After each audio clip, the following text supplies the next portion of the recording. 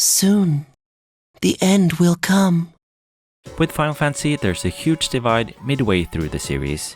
After Final Fantasy VII, the games changed, and with the exception of Final Fantasy IX, they were never quite the same again. With the Persona series, a similar change occurred with Persona 3. While the Persona games had a niche audience, they never really sold that much until recently. The series is a spin-off from the mainline Shin Megami Tensei series, but set in a high school setting. The mainline SMT games can also be quite hard and dark games, but Persona seems a bit milder on the surface and therefore can appeal to newer players more easily. That said, Persona games do tend to get a bit dark, but it's usually not that bad in the early parts of the game, so new players are easily lured in. The original Persona was localized in a rather bad way, where the school the game takes place in was set to the US even though it's obviously a Japanese setting. It did become something of a sleeper hit though, but it didn't sell that many copies. Persona 2 fared better localization-wise, but only the second half was translated and released in the US. This remained so until the remake of the first half, Innocent Sin, was released on PSP. Persona 3 was given a much better chance at success though, as it was translated and released in both North America and Europe, and then eventually worldwide. The localization is also very good, with decent translations and voice acting. What made Persona 3 different to the previous games was the new gameplay mechanics that are still in use with mainline Persona games to this day. Unlike the older games, Persona 3 uses a life simulation type system, where you go to school during the day and then get the option to enter a different world at night to explore dungeons and do normal RPG stuff. So this game is essentially a Japanese high school simulation game combined with a dungeon crawling RPG. This might sound like trying to combine something boring with something fun, but both halves of the game are very well executed and really enjoyable. In fact, Persona 3 is quite underrated and underappreciated. People who've played it often love it, but that's part of the problem. Not many people have, at least not yet. Persona 3 is really one of the coolest games I've ever played. Everything is super stylish and looks amazing, from the design of the characters to the menus. Yes, Persona has amazing menus. The game just oozes with style.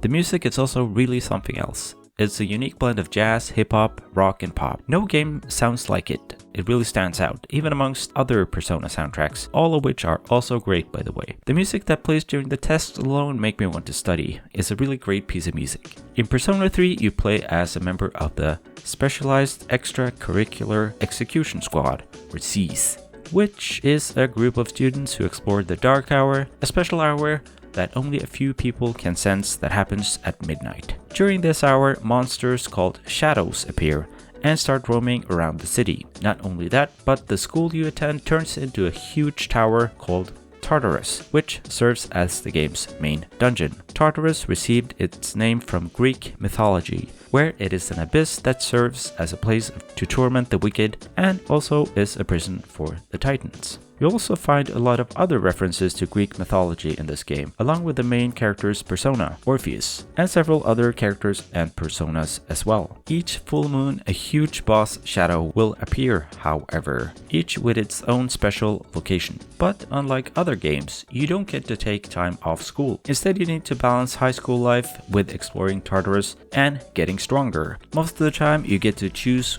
when you explore Tartarus, so you need to make sure that you are well prepared while also keeping up your grades and maintaining a social life. This is actually really important because the bonds you form with others make you more powerful when fighting shadows. This is also part of the challenge of the game, as it's possible to get underpowered by the time a full moon comes around. This is why I highly recommend that you keep several saves, especially right after you've defeated the boss, so you can replay a section if things go south. The social aspect of the game is something that was introduced with Persona 3 and that has carried over to Persona 4 and 5 as well. These are called social links, and you level them up by spending time and doing the right things when hanging out with your friends. You don't just hang out with people from SEES, but also other people from school and the surrounding neighborhood as well. The social links are for the most part interesting, from an old couple running a bookstore to a kid who has a terminal illness. One of my favorite is the hilariously sleazy salesman, which is actually based on a real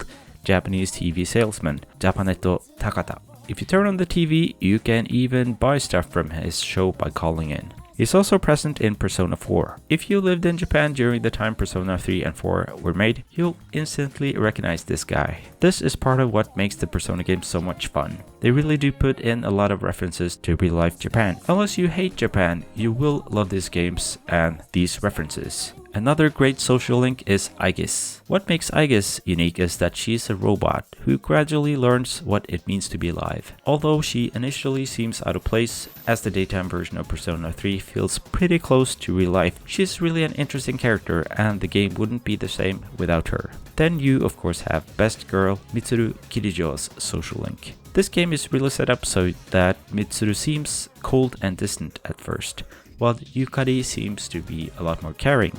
But Mitsuri is a really interesting character once she starts to open up. What makes the members of SEES and a certain number of the other characters special is the ability to make use of a persona. Personas are basically the embodiment of a god or legendary figure from mythology or history who awakens from the user's subconscious. This persona grants the user a lot of power, as well as access to spells and moves that can be used in combat. They each have their strengths and weaknesses. What makes the main character different is that he can change out his persona. He can also fuse 2 or more personas together to gain access to even more powerful persona as he levels up.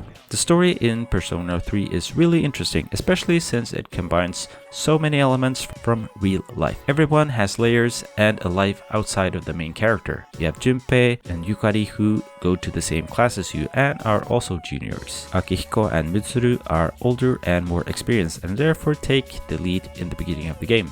There's also no really wacky character in this game. You don't have a Teddy or Morgana type character here. There's a dog who joins you called Koromaru, but he's just a normal dog, in that he doesn't talk. In Persona 3 Fest, you can even take him for a walk. Like I mentioned before, Persona 3 is divided into daily life and dungeon crawling. During a normal day, you get 2 sets of things you can do, one during the daytime and one during the night. In these sections, you can study, meet people to work towards leveling up their social links, watch a movie, go to karaoke, go to eat, and various other things. Most of these activities will increase your stats in some way, or level up the social bond you have with friends. You can also visit the shrine to increase your academics. In the original, time wouldn't pass if you visited the shrine, so praying there every day was a must to improve your academic score. The main dungeon of the game is, as I mentioned before, Tartarus, which is the huge tower the school turns into. This means that you have one main dungeon that you explore more and more throughout the year the game takes place in. This dungeon is procedurally generated, so each floor will look different on each playthrough. Not everyone will like this, but it's really cool to gradually explore more of the tower and see how it changes from floor to floor. I actually really like this aspect of the game. Not because I'm a masochist, but because slowly grinding down and revealing the secrets of a huge dungeon is very satisfying. If you like dungeon crawlers, then you'll probably like Tartarus too. There's just something eerie about the place, since it's procedurally generated. Some things just look out of place and weird, which fits with the story. Another cool thing about Tartarus is that if you stick around on the floor for too long, you'll start to hear the sounds of chains rattling. That's because the Grim Reaper is on his way, and if he sees you, you'll have a tough boss fight on your hands. Keep in mind that you might be far away from the latest save point when this happens. If you do manage to defeat him though, you'll gain a ton of experience from the fight and the rest of the game will be a lot easier. The combat system is turn-based, but it's also really fast and snappy. One cool thing about it is that if you manage to attack with your enemy's weakness, then you'll get an extra attack. If all enemies are down, you can perform an all-out attack for extra damage. The trouble is that your enemies can also exploit your weaknesses, meaning that you can die very fast if you're not well prepared. This problem is also exacerbated in the original version of the game, as your party is AI controlled. That said, you can indirectly control them through the tactics menu by telling them what to do. I honestly thought this was pretty cool when I first played through the original, but after seeing it removed in Persona 3 FES and Persona 3 Portable, I don't miss it that much. This doesn't mean that the original P3 is impossible to play or anything. It's not, but it's a bit different. Another thing that is different in Persona 3 versus other RPGs is that in Tartarus, your characters can actually get tired and will need to rest up when they get back. I found myself actually just pushing through more often than not though, as this allowed me more days to do other things, while waiting for more levels of Tartarus to become available. If you do get tired from all the fighting, you sometimes get the option to sleep in class to get better rested. If you choose to stay awake and pay attention, however, you'll raise your academic level, which is usually the best option. You can also choose to study all night or sleep in, and even going to the bathroom will help you improve your mood, just like in real life. The game will also throw you a curveball once in a while. Some people might not be in the mood to explore Tartarus, for example, or have other plans. This will force you to make use of the whole team instead of just relying on a few favorites.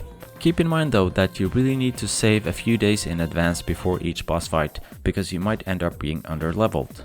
These things can make Persona 3 seem more hardcore than newer Persona games. It can be difficult at times, and with infrequent save points, you might lose out on a few hours of progress from time to time. But like with Dark Souls, this is what makes it feel so good when you do make progress. Another potential challenge in the social sim part of the game is that you need to fulfill certain requirements to open up all the social links. For example, you need to ace an exam to get the attention of Mitsuru, and to have a high enough charm stat to start hanging out with Yukari. One of the reasons I love this game so much is that it reminds me of going to school in Japan. While I never went to high school, I was at university, and minus the uniform, it does feel a lot more similar than universities outside of Japan. You still have school clubs, festivals, and the like. If you've ever been to Japan and liked the experience, chances are you'll find something to love in Persona 3. Persona 4 might have sold better, but it was 3 that laid the foundation for what's to come. Persona 4 also reused a lot of Persona 3's assets, and could never have been released as early as it was if it wasn't for the success of Persona 3. It was Persona 3 that allowed for Persona 4 to be refined in a way that ultimately made it the success that it became. Should you play Persona 3? If you've come this far, then absolutely. Unless you hate Japan, you'll find something to like about this game. Should you wait until Reloaded? Maybe. But the original still holds up and is still worth it to this day. If you liked the video, please give it a like and subscribe for more similar content.